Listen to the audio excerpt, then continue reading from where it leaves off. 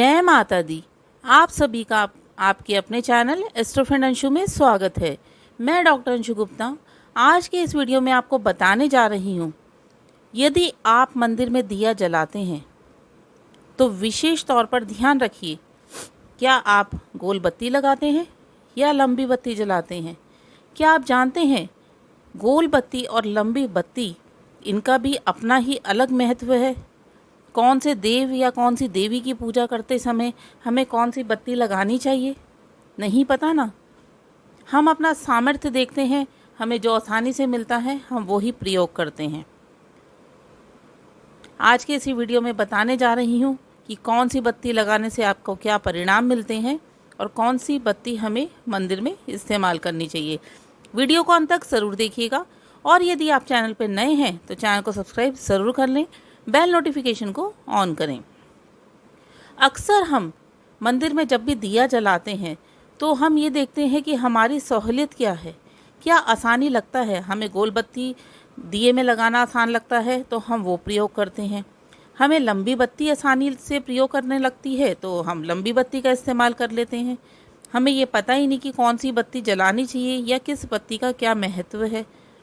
बहुत से घरों में मैंने देखा है दिया जलाते हैं और दिया जला के तुरंत सामने से हट जाते हैं कि एक मंदिर में हमने पूजा कर ली, दिया जलाया, हाथ जोड़ा और चले गए।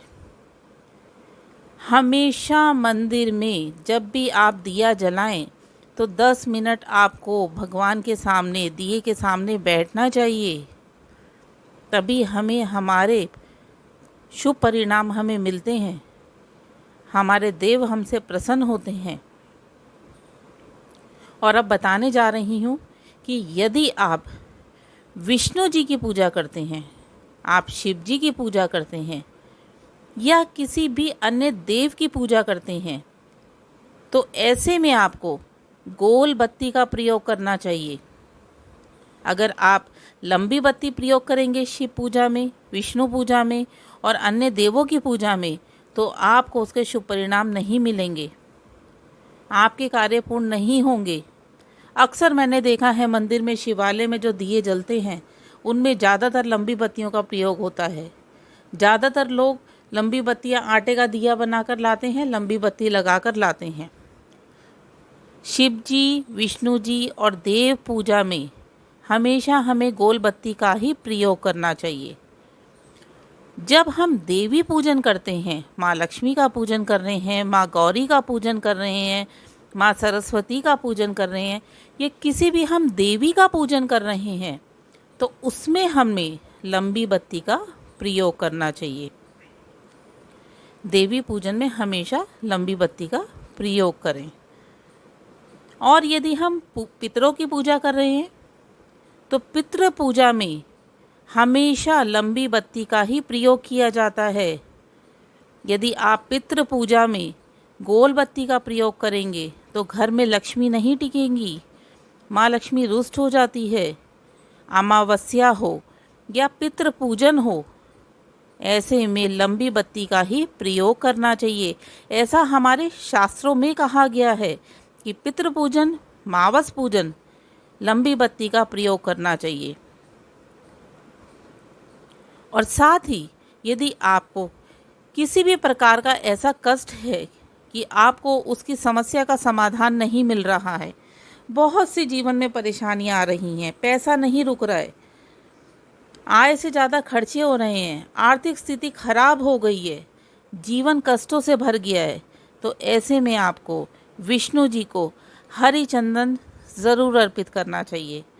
अब आप ये सोचेंगे कि ये हरी चंदन कौन सा है और ये हमें कहाँ से मिलेगा। ये आपको बाज़ार में कहीं से भी नहीं मिलेगा। हरी चंदन आपको स्वयं को ही बनाना होगा। कैसे बनेगा बता देती हूँ कैसे बनेगा हरी चंदन। जब तुलसी का पौधा सूख जाता है उस स्थिति में उस तुलसी की जड़ को आपने निकाल लेना है, उसको अच्छे से धो लेना है और तुलसी की जड़ को आपने सिलबट्टे पे अच्छे से पीस लेना है। पीसने के बाद आपने इस जड़ में हल्दी और कुमकुम मिलाना है। हल्दी, कुमकुम और तुलसी की जड़ को मिलाकर एक पेस्ट तैयार होगा। इसी को कहते हैं हरी चंदन। और ये हरी चंदन आप विष्णु जी को तिलक करें। विष्णु जी को तिलक करने के बाद यदि आप अपने हृदय पे भी तिलक करते हैं तो आपके जीवन के सभी कष्ट दूर हो जाते हैं।